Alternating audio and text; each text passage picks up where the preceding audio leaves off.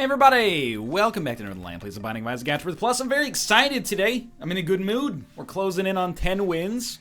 And look at that. Shielded Tears, not a great rate of fire, but our other stats are at least half decent. Luck is better than 0. And a speed down pill. Ruka, hold me. 3 HP at least. ZWNC 9SQW. Shielded Tears with a bad rate of fire. It's one of those things where Shielded Tears is like pretty sweet. But having a bad rate of fire, it's like, you know, it's been a while since I was in, like, senior year math class. What is it called when a function is, like, flat, and then it has a fairly sudden slope, and then it gets flat again? Not asymptotal, but it's like, it's a cube function or something like that. Anyway, the point is, there's, like, a point, there's a value of x, where x is our rate of fire, where Shielded Tears are more trouble than they're actually worth. I'm not sure if 13 is bad enough to warrant that, and the truth is, you know, things are oftentimes a little bit more complicated than they seem. Some enemies, it's going to be better to have them against than others. Like, being able to block shots from bonies is really useful. Being able to block shots from, you know, these guys is worth almost nothing.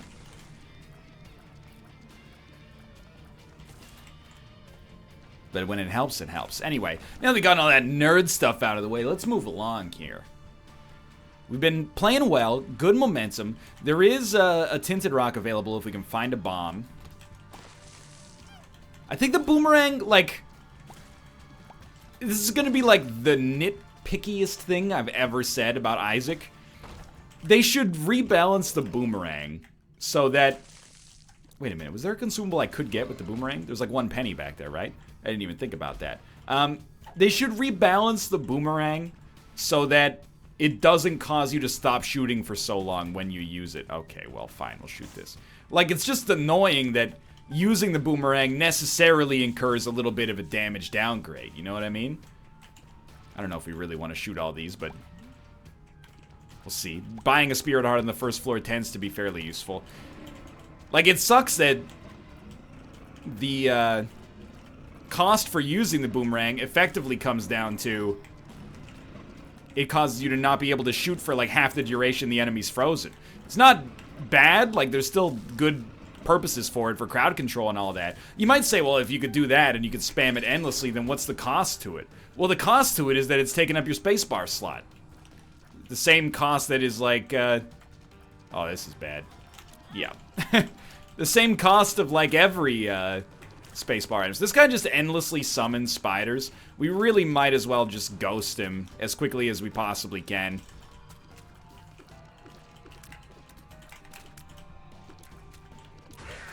Because if he summons spiders,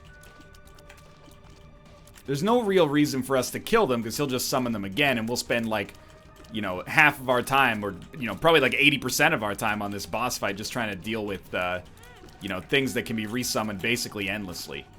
Which is why I'm actually pretty stoked that we have the boomerang. We can interrupt his attacks a little bit. Come on, come on, come on, come on. Just kill him before he spawns a freaking spider again. There we go. We're gonna be fine. HP got a little dicey, but it's not unexpected. Given the champion Ragman fight. This is probably the hardest first floor boss fight. Some of them can get pretty bad. I'm gonna go back and explore to try to make sure that we can get a Spirit Heart for the next floor, but like there's Fistula on a tiny room can also be really, really annoying, especially because I think it's like less of a risk than the Ragman fight, but because Fistula does more damage, if you've got less HP, it might be a little bit worse overall. There's like actually so many ways for us to get a Spirit Heart, but the easiest one is for you to just drop a bomb. You could also drop a nickel. Then that gives us a pretty good shot at getting one from the shop, whether it's via, you know, Spirit Heart or bomb into Tinted Rock into Spirit Heart. Just getting a little, like, okay, you know what? Goodbye, Boss Rush. Wasn't interested in dealing with you anyway. Every single one of our boomerang charges is just hitting a spider instead. Except for that one, which hit nothing at all. Be careful what you wish for. Now, no matter how good you are at Isaac, you know, in the end, there is a little bit of a stat determination. You know, are your stats good enough to make it? And right now, like, we could not win the run conceivably on the back of our current stats. We're not necessarily super far away, but, you know, 5 minutes to get through the first floor is a pretty good indication that we're in a tough spot. We're also not going to be leaving here with a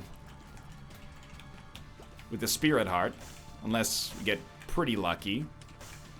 It's a start. One of these two paying out would be really nice. Both of these, or all four of these paying out would be really nice. I got Shielded Tears. Don't step to me, Orange Fire. You got no chance. While I resent doing this level of due diligence and falling short, it is still the right decision, and the results do not necessarily change that. So we're going to head down here. Enter through the hole in the floor and see what we can get. She looked at me in the big brown eyes. Said, we'll see what we can get. Baby, we'll see what we can get.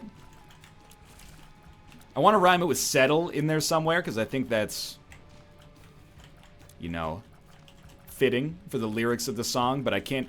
Here's something you're never gonna settle. See, it's got to finish on the et syllable in order to make the song work. Right now, this run is a freaking snooze, man. You know, I come into the video all excited. Oh, we're gonna possibly get to a 10-win streak soon. Let's all go for a walk outside now. And then the game just goes, nah. How about Cash Me Outside, how about that? But also, at this point, you should know, I only reference that meme to make you angry. So, congratulations, if you cringed at that, you just got trolled, son. I spend all day on the internet. You think I'm not hip with the hottest memes? You can just call me Rick Rolenstein.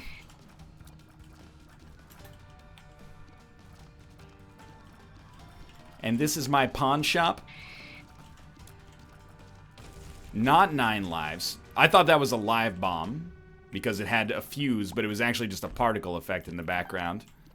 Okay, enough money to buy a Spirit Heart and our first bomb. It's a good place to be. I'm gonna blow this up. I'm gonna take Matchstick. We need more bombs. Now, if we find a Tinted Rock, I'd be bummed before we get a bomb, at least, because that's probably a better use of our bomb, but I was banking on the fact that there wouldn't necessarily be one in our vicinity. Dogtooth, good item. And this is where you like having the boomerang in particular, because you can do crowd control and then take these guys out. This is Secret Room access plus, like, an okay damage upgrade. Probably shouldn't have taken that yet. He lived. A Secret Room is adjacent here, so we'll try this place. Still no Tinted Rock, so I don't feel like I'm wasting my Spirit Hearts yet. Or wasting, you know, potential Spirit Hearts yet. This stinks. So I'm just trying to use the boomerang. I'm hoping they get burned. They're not getting burned. Trying to use the boomerang productively. Like, if we can keep one enemy frozen, it's gonna cause problems for them, because they're gonna walk into it. They're not gonna be able to rush me down as easily. Now, we could have waited for Mom's Key, but I think in this case, we really, really need a deal with the devil. If we, you know, messed it up and didn't get a deal with the devil, that could potentially compromise, like, the whole run. Because, I mean, are you looking at the stats that we have at the present moment? Admittedly, it's mostly rate of fire that's bad. But it's bad enough that I'm genuinely a little concerned. So you just want to make sure you're safe here. And then we'll use 2 bombs. Crack into this. I'll take basically anything. That was basically everything. So that's so good. And we cracked into our second secret room. Make sure we can go up there safely. Play this to get some more money. And that should be Mom's Key. At least a good chance of getting Mom's Key. Especially with 2 more bombs left over. And we definitely like IV Bag more than we like the Boomerang. Although, we're still waiting on the stats to really make anything pop off here. So we have enough, so we'll grab this. And then we'll go into our item room, grab the red heart. And it's taken us like 100 years to get to this point. But at least it's like semi-functional now. Like this run, it seems like it could pop off. I didn't even mention really that we got a speed upgrade on the last floor, and that was super useful. But all right, so this was good as well. We got back up to 7 cents. We could buy a 3-cent red heart, play IV bag twice. I don't know what we'd be hoping to mill out of it, but it could possibly be half decent. I was like, where did all those poops come from? I forgot we took a relax pill in there. It's an extremely strange assortment of poops. You ever wonder that about, like, archaeology? You know, from my understanding of history, most of what we know about ancient Greece is from finding, like, clay fragments of pots buried, you know, deep within the Greek landscape. Grecian landscape? It doesn't matter. You ever wonder if they're like, oh, I wonder, it's got a portrait or it's got a fresco of grapes on it. I wonder if this was a wine cask. And if we could just go back in time and talk to, like, someone who was actually from ancient Greece, they'd be like, that's actually my chamber pot. Maybe, maybe not. I got no idea. Maybe I'm very much ignorant of the science that's behind that. But you ever think that? You'd be like, you know, if you've ever found, like, bathroom tile 500,000 years down the line, aliens might be like, oh, there's, like, excuse me? There's a bunch of fruit on this tile. It must have been from their kitchen. Nah, sorry, son. For some reason, our wall tile in our bathroom has pictures of pears on it. Look, I don't know what's up with that. It's just, it is what it is. No, a big cat did not live here. It just says hang in there, and then it's got a picture of a cat on a line because, you know, it's an encouraging message that helps me get through the days. So in case it's not abundantly clear, this run is pretty poor right now. Our damage is fine. We really just need piercing shots or a much better rate of fire, and it'll start to feel like whole again. There's no chance of boss rush. Alright, secret room. There's no chance of boss rush, and that's completely okay. And we should get better. Oh, that was so stupid. We should get better because we have, I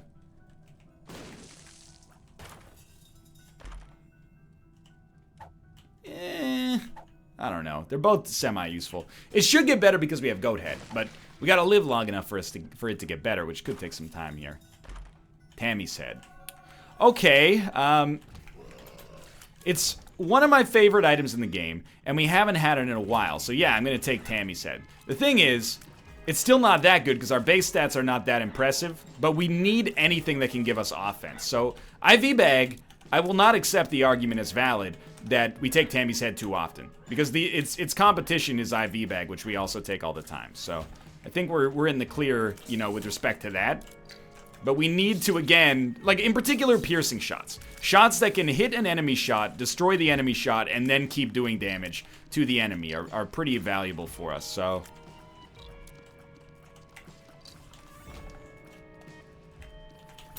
there's plenty of items, by the way, that fit the bill. We barely got out of there. And we didn't get out of there. There's plenty of items that fit the bill here. From A Deal with the Devil specifically. Like, for example, Belial Tears. I have Belial. Those would presumably not get destroyed when they hit an enemy tier because they're piercing shots. For some reason, I always have to ask myself whether or not they're piercing because they're, like, piercing with a conditional. But they always pierce. They just get better after they pierce. I'm you, but stronger. Oh, we got a mill. This is an XL floor. We got a mill. Rotten Baby's good enough. And more importantly, it doesn't require the use of tiers to function, which means that it's actually like a static damage dealer, which is an enormous help for me right now. We are taking some serious damage on this floor, though. And we actually, okay, like seriously, we shouldn't be stoked about it being an XL floor. Thank you, Gimpy, for basically enabling my idiocy here and poor play. But it's basically taking A Deal with the Devil out of the economy, which is fairly extremely bad for us.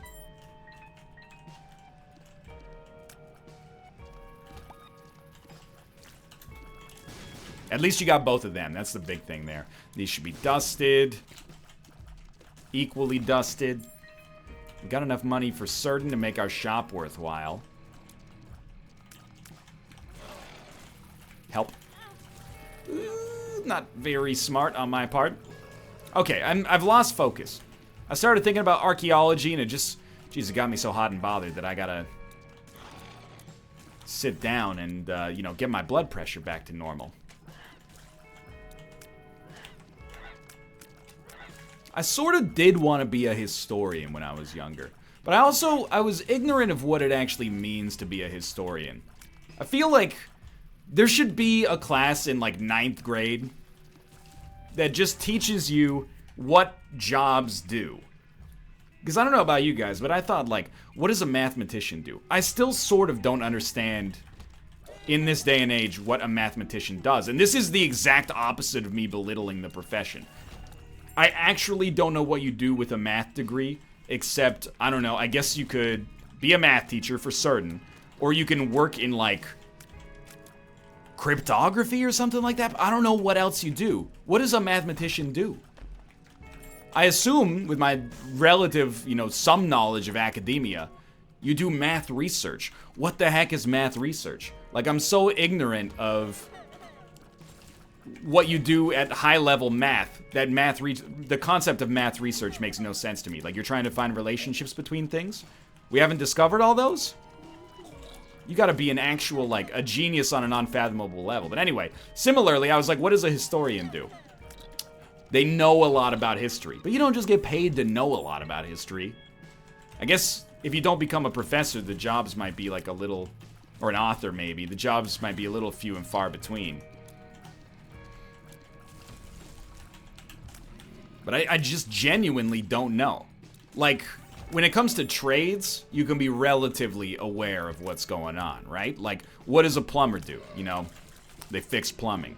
They assemble plumbing, etc., etc. I might not know the finer points, but I know a little bit, enough to know you want to illegally search my, you know. We're gonna go hard on this one. I want 35 cents total. And I think we're gonna get it. What does an electrician do? They work with electricity. That's good enough. I mean, what does a historian do? They work with history? I guess you probably want to get a little bit more specific than that, but you get the idea. The idea is that I don't know. I don't know what happened there, but we got lump of coal, and it made me want to be sad about it because of the sound that it made, but it was actually sweet. So I'm not sure what they're getting at. Anyway, lump of coal is helpful if we can ever get our tears not to explode immediately. Like, I basically took biology in university because I liked biology in high school. And I don't feel that I was, like, lied to or anything like that, but it is a little bit of, like, an ignorant concept. Basically, you're like, hey, we've taught you things in a classroom. What do you like learning about the most? All right, that's what you're going to do in college. It's kind of a flawed system. Well, both of these are not great. We'll take PJs. We've got a little bit more survivability on a deal with the devil. Or, well, yes, quite literally. Wouldn't mind an orbital here, to be honest with you.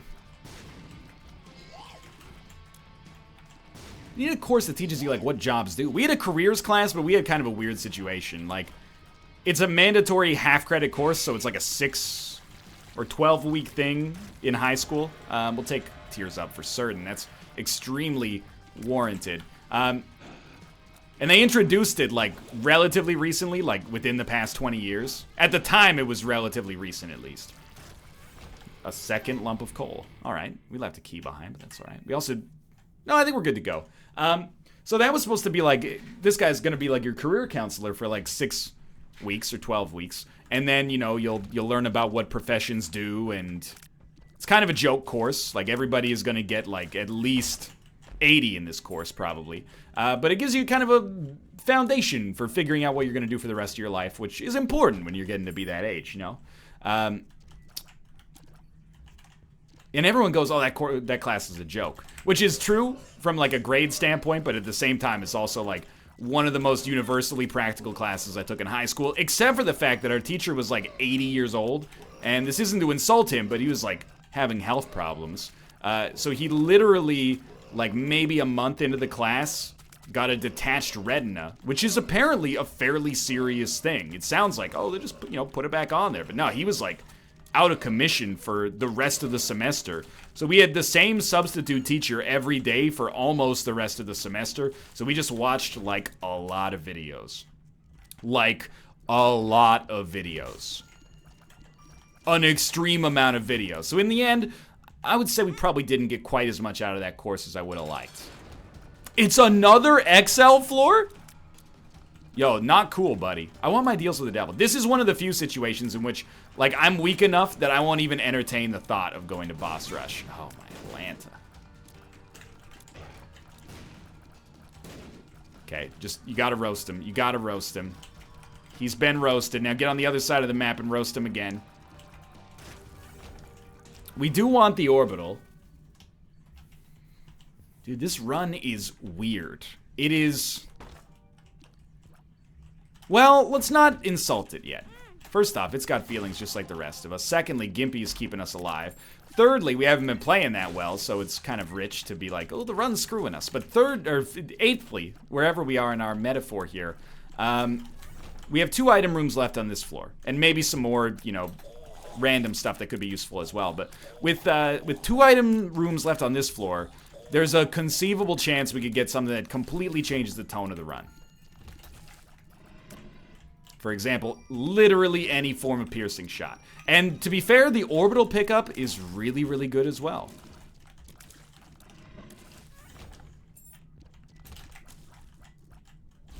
As long as we don't give up too much damage in situations where it's not warranted. Feel pretty good about this, I think. Would be nice to get damage a little bit above 0.76. So we can help. So we can more reliably get a Gimpy payout. Or just get Dark Bum so that the red hearts we get out of Gimpy actually, like, stand a chance to pay dividends. I'm not complaining. You know, again, mere seconds ago I said that Gimpy's one of the things keeping us in the game right now. This guy's got a real jaunty diagonal move to him. Peeper's Eye. It's pretty bad. I might as well say that on the box. Peeper's Eye, it's pretty bad. Now, if you look at this run and you look at the time that it is, 21 minutes, you're like, you're not going that slowly. You almost had a chance to make it the boss rush. But you also do have to remember that there was a... Excuse me. That there was a... double XL setup here. So we had 2 XL floors in a row. Normally those provide us... There's a secret room here, by the way. Normally those provide us with a pretty huge speed boost and a pace boost, at least. A real ability to actually, like, speed up the run. The fact that we're still behind schedule despite having 2 of those is a pretty subpar sign. It's a sign that things are in a little bit of a dangerous place. But we have improved a little bit on this floor. Mostly due to the orbital. Dude. Virgo is... Again, not horrible, but certainly not what I've been very specifically asking for. Here's my impression of NL. I wanted a piercing shot. But I've played enough Isaac.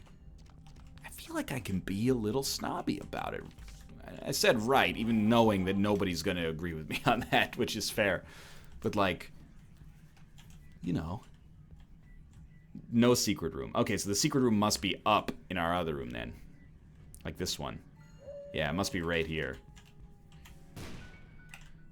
Oh, that's pretty solid. But yeah, basically what I'm getting at is, like, we know what we like in this game. We don't have it yet, but the options are still there. Now, we've already paid our dues. We've gotten the goat head, we paid for it. We got Deal with the Devil precedent. We fought Krampus. So our future deals with the devil should have a higher chance to possibly be half decent for us. Or at least we know they're not going to be the Krampus fight for a second time. Although we do have 2 lump of coals, which I think does nothing, but is at least a curiosity. This should be the end of this fight. Ooh, very close. We want permanent polar invincibility, and then, okay, this is now where we start to pop off a little bit here. Missing page 2 is fine, and then Abaddon is the reason that missing page 2 is fine, because it allows us to be on Spirit Hearts anyway, so we effectively paid 0 for it. We get Curse of the Unknown. Actually no interest whatsoever in the Hush fight. But I'm not going to turn down an opportunity to get a few extra keys here. This also, I mean, that was very dumb, but this also is like a huge increase in our HP. Like, we went down to the last floor with maybe like 4 hearts from an absolute standpoint, and now, I mean, we have 11 because I just threw one away like a ding-dong, but...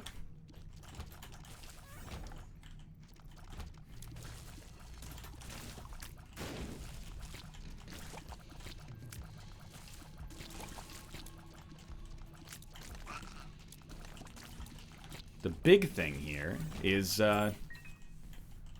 just don't let it slip away. I have ambition, baby. Look in my eyes. This week I'm mopping floors, next week it's the fries. So I'm happy with the run as it is right now, but I want more. So I'm always going to be, like, trying to use the orbital to amp up our damage, and it's probably a suboptimal decision, but it's a decision that I've made time and time again. We need to quell that ambition to some extent. Ambition's great, except when it isn't, and I think we might be in the when it isn't territory right now. You know, this run could conceivably be piloted pretty quickly to, or pretty easily to a win if we just tighten up our play. But if we start using our orbital to deal damage to literally everything, we're gonna incur a greater element of risk than is necessary, I would argue. Okay, Rotten Baby, just hit him up. Oh, that was close. Okay. That was pretty dumb, but at the same time will also enable us to easily finish the boss fight. And Virgo gave us extra invincibility. I guess we'd rather have Super Bandage, so we have something to give away here, and that obviously did not work. Oh, but no, we would have had 1 HP anyway, but still, 9 lives. Make sure we're grabbing these bombs. Nothing else we'd expect to get value out of here, so we're just gonna bounce, and now we're like 2 guppy items on the next floor. Wouldn't kick it out of bed for eating crackers, right?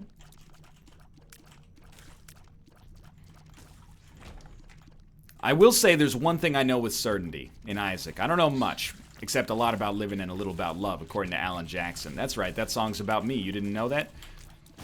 Not true. I was probably like -4 when A Lot About Living and a Little About Love came out.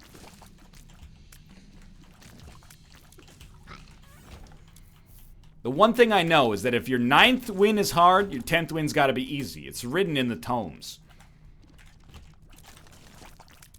As far as I'm concerned, Flat Penny, at this point of the game, might as well be the exact same trinket as Master of Unlocking. So, if we need one, we're fine with the other, and if we don't need one, we don't need the other one either. There's no real concern for us here.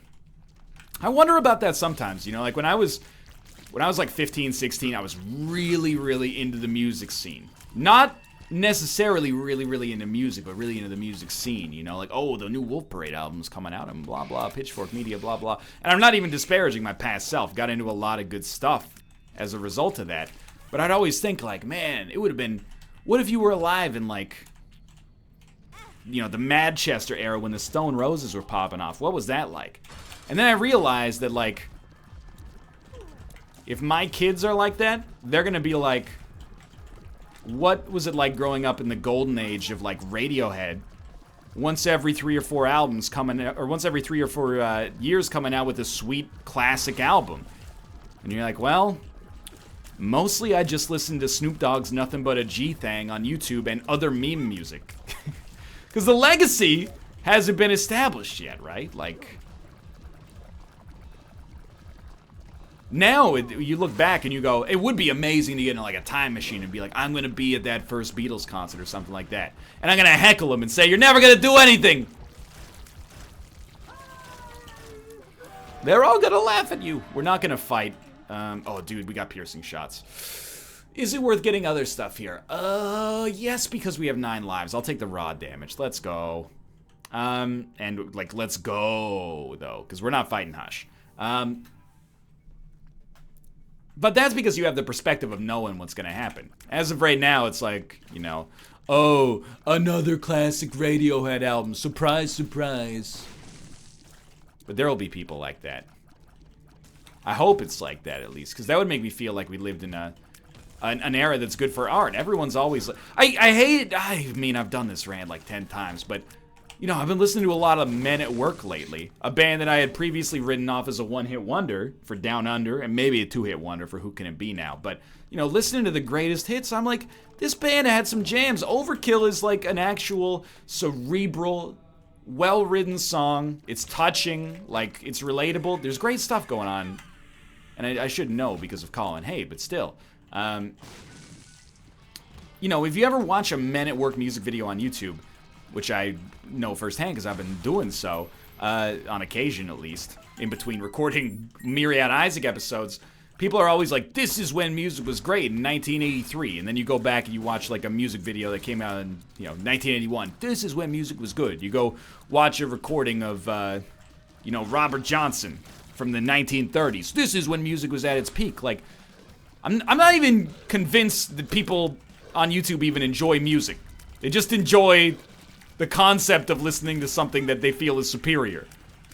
I'm obviously being slightly facetious in this situation, but it's just so annoying. Nobody goes, like, the top comment is never like, wow, what a great song. I wish Men at Work was still around working today. Haha. It's always, whatever happened to the radio? Now it's just Justin Pooper on the radio. And you're like, well, you know. What about Leif Garrett? You guys had Leif Garrett, the freaking Bay City Rollers.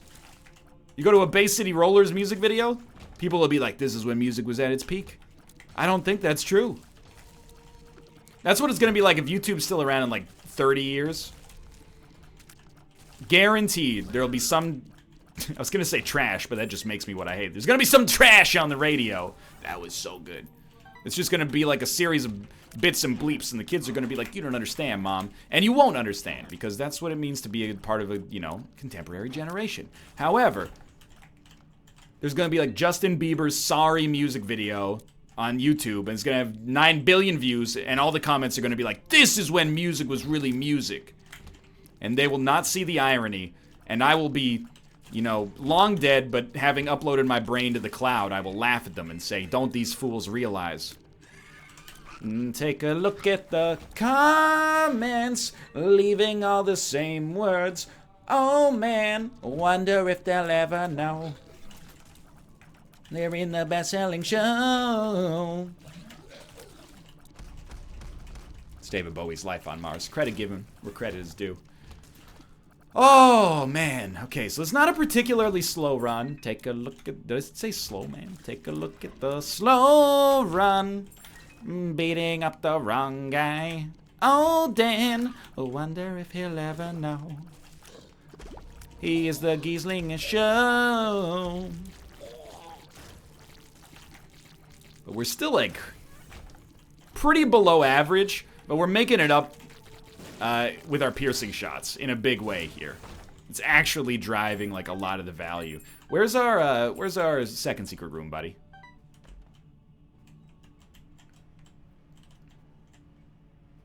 Really? Really? I would have expected back here somewhere, but, I mean, we can make it work. Oh, it's there! Not my finest work. I can't get a streak. I think about the train wrecksation. Train wrecksation.